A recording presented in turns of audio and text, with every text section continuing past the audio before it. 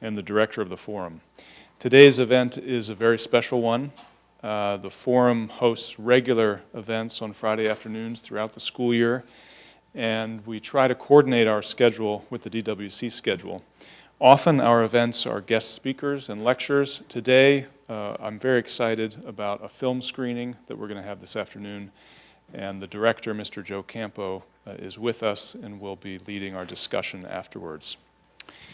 It's really my pleasure now to introduce today's event. As I said, we're joined in the back for the time being by Mr. Joseph Campo, who will lead our discussion. He is the CEO of Grassroots Films and executive producer of God in the Streets of New York City, Fishers of Men, commissioned by the U.S. Conference of Catholic Bishops, and the award-winning documentary, The Human Experience. And he's the director of his newest release, Outcasts, that we'll see this afternoon. Through the power of image and sound, he likes to say, Grassroots Films aims to inspire and change the way people see reality by bringing audiences to places which are known to exist but are hard to find. Mr. Campo is also the current director of the St. Francis House, which was founded by Father Benedict Groeschel in 1967. The father of 2 sons and a third order Franciscan, he's served as a drug and alcohol counselor, mentor, and father figure to the residents for 29 years. He also served for 15 years as the director of Youth 2000, organizing Eucharistic-centered retreats throughout the New York area and serving the poorest of the poor in the inner cities. An accomplished musician, during this time he was also the music director of the Youth 2000 New York Music Ministry. The documentary this afternoon follows the work of the Community of the Franciscan Friars of the Renewal. The Franciscan Order, begun 8 centuries ago or so, can best be compared to an old tree. It has deep roots and diverse branches. Its history accounts for the various types of Franciscans who have emerged over the years, each identified by a different cut and color. One of the tree's larger branches came into existence in the early 16th century, the Capuchins.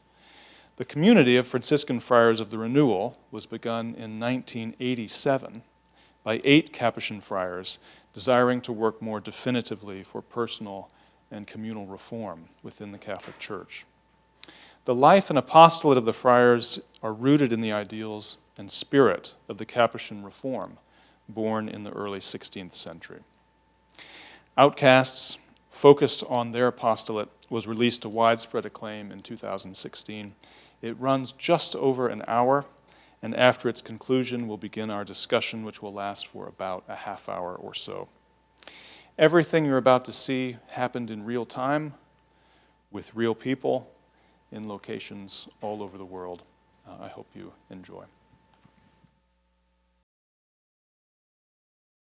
If you would, wait for me to bring you the microphone. We're going to record our discussion for our website for the future. And I'd love to begin with a student question first, if there is one.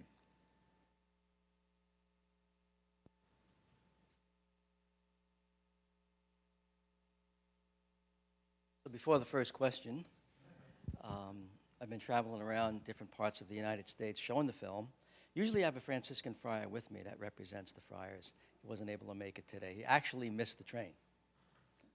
Typical friar. And I would say it to him. But so at the end of the film, usually there's a question and answer. That's what I'm here for. You can ask any question that you like. Nothing really is too personal. I'll do the best I can, whether it's from the director's point of view or even someone in the film. Jonathan, who you saw in the film where his brother passed away, he's actually a resident in a home that I run called the St. Francis Home. And so I was originally going to make a film just about Jonathan, but it turns out that we were able to bridge the two together because he was first discovered, brought to us by the Franciscan Friars, so we picked up the ball from there. So I'm here to answer any question that you may have. Otherwise, I could probably stand here and look at you, and you can look at me.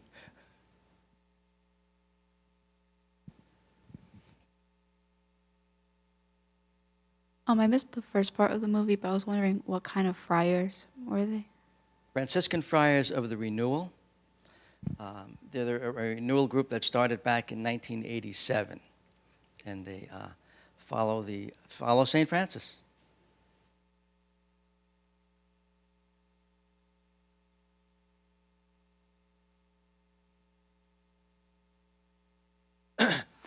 Thank you for coming, and thank you for sharing the film. I thought, obviously, it's very inspiring to see the friars engaging with our, fellow brothers and sisters, members of the human community, and treating them that way. I think the danger with this sort of inspirational story is it inspires us by showing us what other people can do. And I wonder, what do you think, what lessons should those of us who haven't taken vows of poverty take from this about how we can stop casting out these people who are outcasts?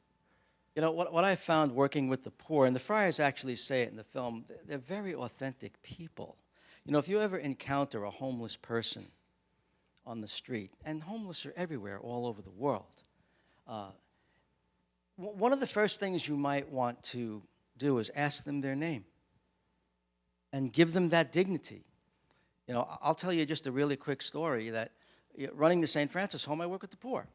And I was walking down Manhattan Avenue in Brooklyn where we live, and I had two of the young men with me, and they said, "Can we stop and get McDonald's?"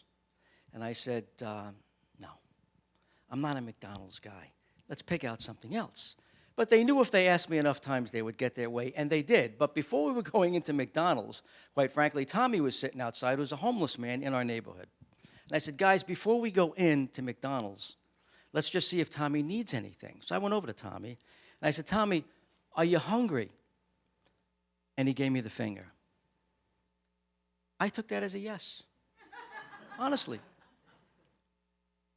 And I said, "Listen, I'll get you that ham sandwich that I know that you like." I said, "But don't leave here. Wait until I get back."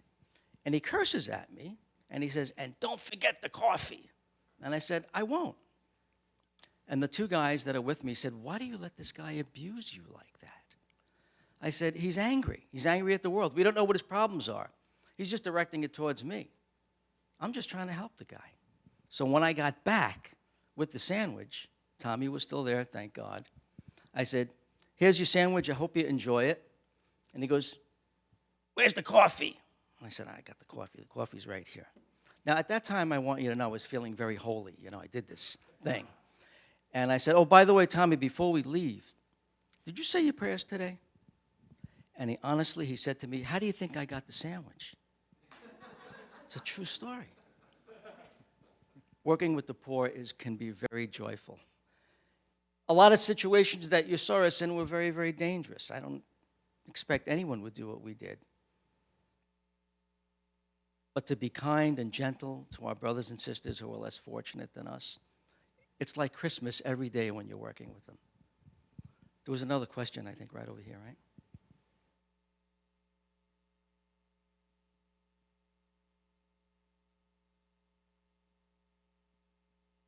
Sir, thank you for your time being here today and for being able to be a minister to these amazing stories. I just want to introduce myself real quick. My name is Miles. I work at Habitat for Humanity. I'm actually joined, very ironically, by many of my teammates at Habitat for Humanity who are in the same row. And a really big focus for us this year as an organization has been being able to really capture the beauty and the rawness and the authenticity of the stories of the families that we help. And being on the build site for the first time this year has really been something that's been powerful to me, as well as my teammates and our volunteers and our families. And I wanted to hear from you, how do you go about building the trust to be able to tell these stories? And how did you let the families drive the stories? I'm interested in, as a creative, like, how did the storytelling come about to you, and how did you wrap it all together like you did? Yeah, that's a great question. We had a concept of what we wanted to do. Nothing worked out. Honestly, nothing worked out. You're shooting a documentary. However, the people were driving the stories, not us. They trusted us. It's amazing when you're working with people who live on the street, whether they're drug addicts, alcoholics, just down on their luck, or whatever, They're very intuitive. You cannot fool them. I'm working at the St. Francis House with poor people for over 30 years. You can't fool them. They know in the first 3 minutes whether they can trust you or not because they've been through it. The people who were supposed to love them the most have hurt them. But they're so authentic and so genuine, And so when you're looking at a person and you're speaking to them, they know. They know. And not everybody that we filmed is in the film. Some people said they didn't want to be in a film. We took them right out of the film, And I personally asked some of the people, why would you put yourself out there like this? I mean, it's pretty embarrassing, some of these things that they've done or that they're going through, even though most of them are victims, if you will, And they said simply, everybody said the same thing. I asked 5 people said the same thing. Because maybe it'll help someone else. There they are trying to help someone else. The ones who need the most help. We did another film when I was in Africa, and, we went into someone's tent or whatever, and she had nothing, but she wanted us to eat half the food that she had. Beautiful. Beautiful. They taught me everything I know. That's really basically what it comes down to. And you have to love them with the love that God gave you to love them. And then you're authentic, And so together we, hopefully we can help each other. That's basically what it comes down to. Is that okay? Does that answer your question? Yeah, okay. Phil Devine, Emeritus Professor of Philosophy here. First of all, what the Friars are doing is just wonderful. And I'm going to say some things that are rather provocative. Therefore, I'm going to preface it by saying I am not an epidemiologist. I'm not a doctor. I don't presume to give anybody medical advice. However, I do have some understanding of human social psychology and social philosophy. And I have witnessed within a year, a sudden switch in the public spirit. Creating outcasts has now been considered good, virtuous, a mark of moral, intellectual, and social superiority. You're supposed to shun other people. It's called social distancing. You get rants and raves about shunning and shaming the unvaccinated, whether or not they have decent reasons for being unvaccinated or not, or they're just stupid. All of a sudden, Donald Trump was an evil man because he believed in a border wall and wanted to shut down travel from China. There's a quick flip-flop, and governors make ridiculous attempts to keep people from moving from state to state. In short, shunning has become a good thing, and although most of the victims of it are nowhere in as bad shape as the ones you talk about, all of a sudden the number of outcasts has suddenly multiplied. Do the Friars, do you as a Christian have anything to say to that? Wow. You said a lot. We're on the same page. There's no question about it, God has created us to be together. What can I say? He's created us to be together, to love one another, to love your neighbor more than you love yourself.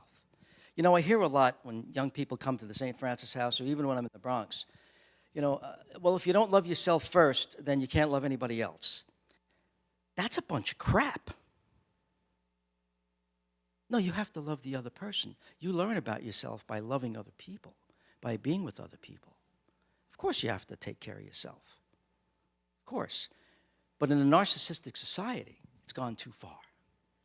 My opinion, it's just gone too far. And so we need to be together the way God created us to be together. Say that again. Say that. Not only sexual love. Exactly. Of course, the world will teach you differently.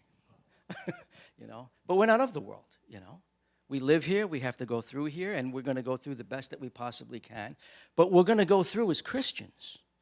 Christianity, Catholics that we are, it's not just because, we're Catholic. No, this is our identity. This is who we are. And so going through this crisis and everything else, we're going through it with Christ. We're not going through it alone. I hope that helps a little bit. Just a quick question from me. I felt like we saw maybe a brief glimpse, but not very much at all, of discouragement on the part of the friars doing very difficult work. I thought it was helpful to see, a very spotty record of results and success, and that's a helpful, realistic lens. Did you see, as you were, as you have engaged with them, as you were making this film, did you see significant experiences of discouragement and how they deal with that? Well, that seems like a two-part question almost. There was not a lot of success stories in that film. Jonathan's brother died. The woman who was a prostitute went back out. There's not a lot of success stories in this business, if you will, But the second part of the question would be, is that, first of all, we're not God. We do the best we can with who's ever in front of us at that time. And that's basically what they do. And if you notice, the friars did not preach in the film. There was no preaching by the friars. You saw the friars in silence. You saw them praying. And obviously you knew what they were doing. But you never heard them actually pray. All of that came from our characters, our stars in the movie. They did all the preaching. They were the ones who were teaching us. Even especially Jonathan, who calls me up every day and asks me, can we pray? Yes, of course we can pray every day.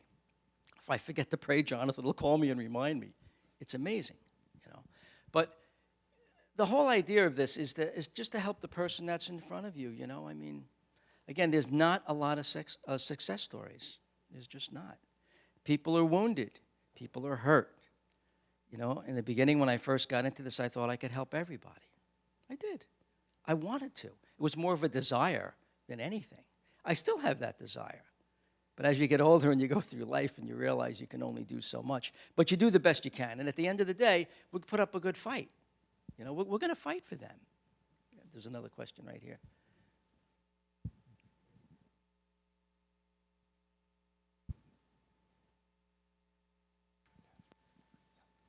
First of all, I want to say thank you so much. That was amazing. It was really difficult, but very amazing. It's funny because I saw success all through that story. When the prostitute came back and made the sign of the cross as she walked out, felt like God was present. When the woman who was on the bed and she couldn't move, she had a joy in her. Now, it was because of the incarnation. Those men gave their lives over to Christ, and they changed her life. It was amazing. So there were so many parts of that to me. And then the place when they went to Ireland, oh my gosh, that was the worst place. It was like moving into hell. It really was like moving into hell. And they changed those people's lives. So, no, I thought there was so much success in that movie. I just loved it all, except for the very end, and I really had to leave because I saw this film once before, and when they went back to those drugs, I just couldn't do it. It was too much. But the rest of it, I could just, So, thank you so much. Welcome.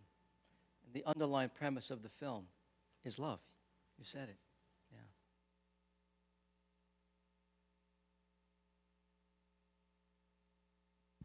I also want to say thank you for the film and being here. And this is also like the first opportunity I've had to like learn about the Franciscan Friars at the Renewal. So that was really cool to like learn about them and the work they do. I was wondering if there's significance to the locations that you chose. I'm sure there is, but I didn't know if you knew like some of the friars that were working there beforehand or how that works, how they kind of decide where they will go, that sort of thing. Well, we didn't have a big budget, so I called the friaries and asked them if I could come and stay there with my crew at the friaries. And we got a yes on all the ones that you saw. So that was the reason why we picked it up. We didn't know exactly what was going to happen when we got there. As a matter of fact, something I should say is that when the guys went out with the prostitutes at night to the crack den, the friars don't go out at night and, and preach to people at night. They actually pick up the pieces in the morning. That's basically what we were trying to show there, The cameraman I happened to be in New York at the time, and they called up and they said, listen, they want to go out at night, and, do you think we should do this? And I said, yes, you should do this. But a friar's probably not going to go with you. So they did it. We didn't know, again, exactly what was going to happen.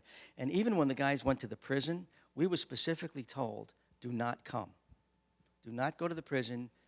You're not getting in. And I said to the guys, just go. Just knock on the door. See what happens. They opened the doors, just let everybody in like we were supposed to be there. So we just kept on praying and pushing our way through, praying and pushing our way through. And we were blessed through the whole film. And there's also the Sisters of the Renewal, too, in case you'd like to know. Not just the friars, the sisters also.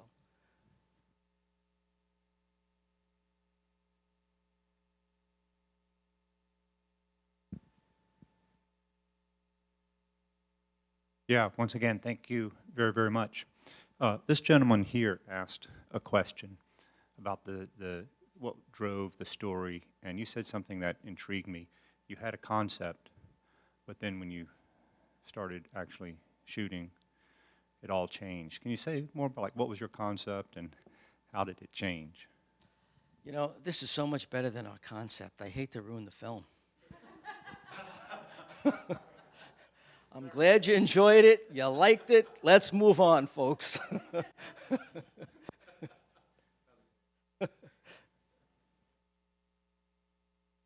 That happens on every film, every script. That's why you never want the writer with you when you're filming, Thank you. This was my second time seeing it, and it was even more powerful the second time. But I want to ask more of a, I don't know what you call a technical question about, first of all, did you have a cinematographer, or because I thought you were the one? Like three of us. Okay, well, beautiful. And what was the most technically difficult scene to film, and then emotionally the most difficult?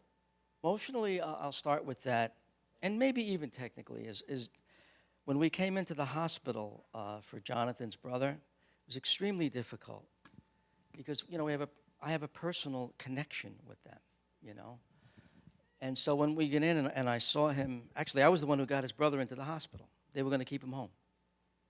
He was incontinent at the time. He was like, no, we got to get him in. We got him in. 2-3 days later, when I saw him and I walked in with the cameras, I couldn't believe what I saw, how fast he deteriorated. But, and it was, it rattled my nerves. Honestly, I had tears in my eyes, And thank God we had Father Lewis with us, because at that time he was able to get his last rites. Otherwise, it would have never happened, And they just had him in a room waiting for him to pass away. Basically, that's what was happening.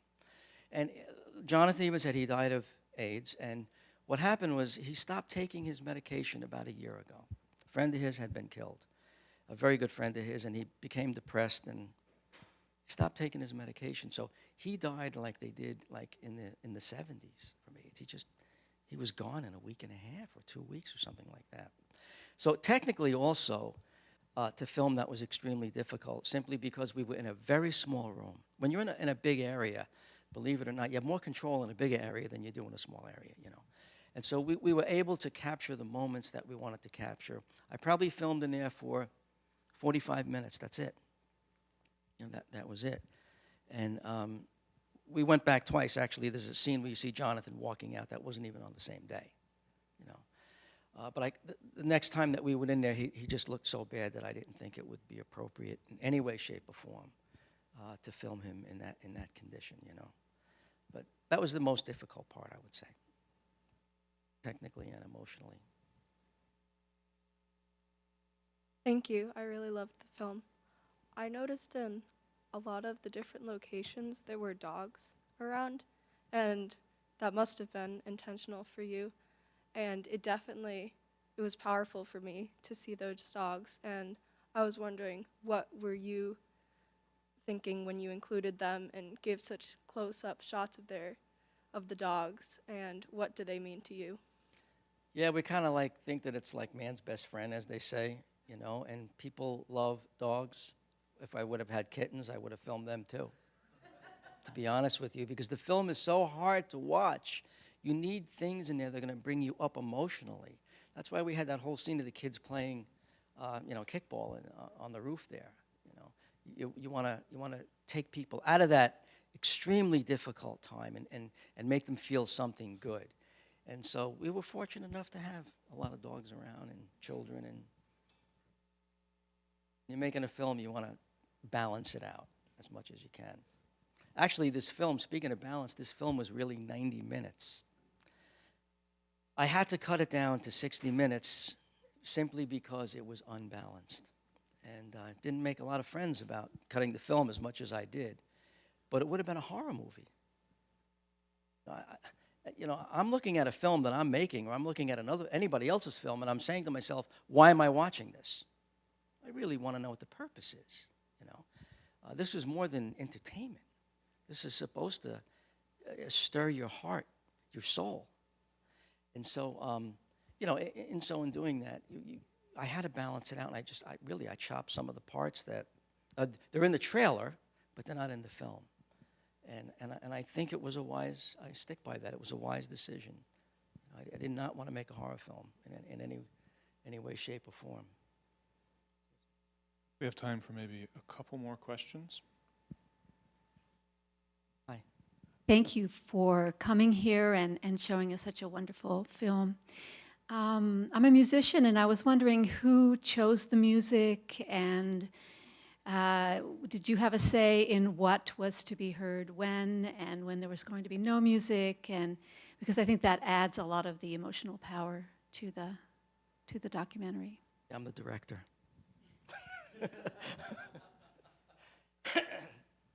With a collaboration, of course, with everyone, And different guys on the staff brought different types of music in. I'm a musician myself, so I have an advantage. I'm a drummer, so I have the advantage of how things are supposed to, beat out, if you will. But it was really a collaboration, There was a lot of music in the film. And any film that I make is really driven. The music drives the film. So, what kind of musician are you? Oh, terrific. Yeah. Oh, nice. Very nice. Yeah.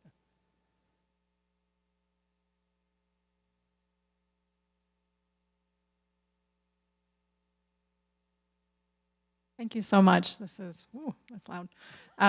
This is also, I've seen this a few times now, and it's every time there's something new for me, so thank you. I was curious if you have any other films in the works or anything you're working on or hope to. Yeah. Actually, I'm going to probably produce another film with another company out of California, much bigger company than ours, on Medjugorje, if you're familiar with Medjugorje. I was asked to come out there, so we'll see how that works. That's been in the works for about probably 6 months. So. You get the last word, Catherine. Well, if it's the last word, here's what I want to say, because I think it was so powerful for me. It's the incarnation, and I can't imagine that could be a horror film, because every time you saw those brothers walking up and down those streets, it was like Christ himself was walking up and down those streets and changing lives. And even though they didn't look like they were changed, they were changed. It was obvious that they were changed, because you could see the spirit in them. The spirit in the brothers, the spirit in the people, and decisions were made freely. The guy who chose to say, it's not for me, he knew what he just didn't have the strength to move forward, but he was given permission to move the way he had that desire, and the prayers were out for him. So, no, it was an incarnational film. I loved it. Thank you very much. Thank you. Yeah, thank you. I hope you all will join us. We have a reception in the great room. Please feel free to continue the conversation. Thanks so much for being with us this afternoon, and let's thank Mr. Campbell.